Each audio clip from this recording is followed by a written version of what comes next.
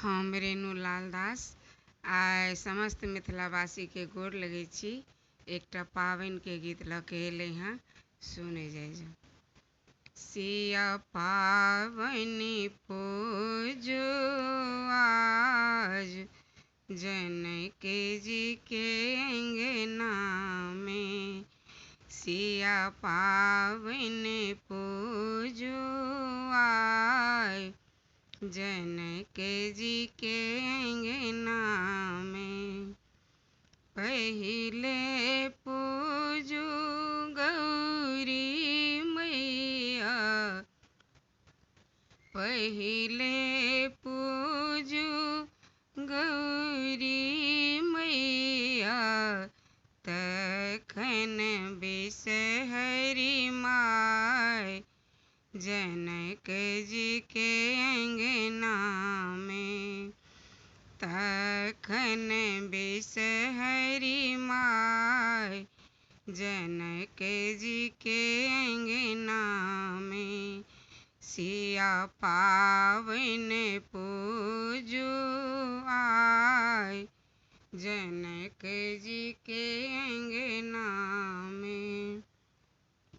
मनसा आशीष देती गौरी मैया, मनसा आशीष देती गौरी मैया, अचल रहत ही बात, जनक जी के अंगना में। अचल रहत ही बात, जनक जी के अंगना में। सिया पावनि पूजो आय, जनक जी के अंगना में। तखन आशीष देती बिसहरि मैया, तखन आशीष देती बिसहरि मैया, धन सँ भरल भंडार, जनक जी के अंगना में। धन सँ भरल भंडार, जनक जी के अंगना में। पहिले गोर लागू माय सुनैना, पहिले गोर लागू माय सुनैना, तखन कौशल्या रानी सास, जनक जी के अंगना में। तखन कौशल्या रानी सास, जनक जी के अंगना में। सिया पावनि पूजो आय, जनक जी के अंगना में।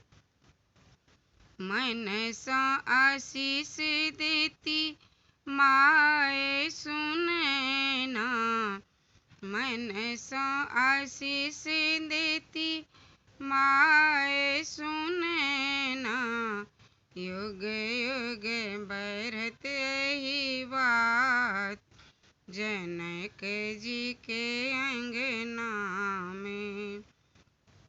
युग युग बढ़त ही बात, जनक जी के अंगना में। सिया पावनि पूजो आय, जनक जी के अंगना में।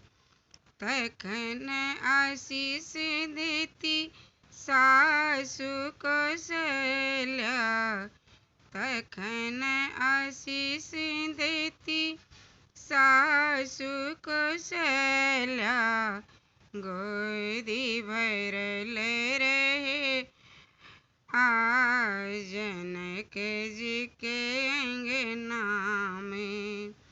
गोदी भरल रहे लाल, जनक जी के अंगना में सिया पावनी पूजुआई।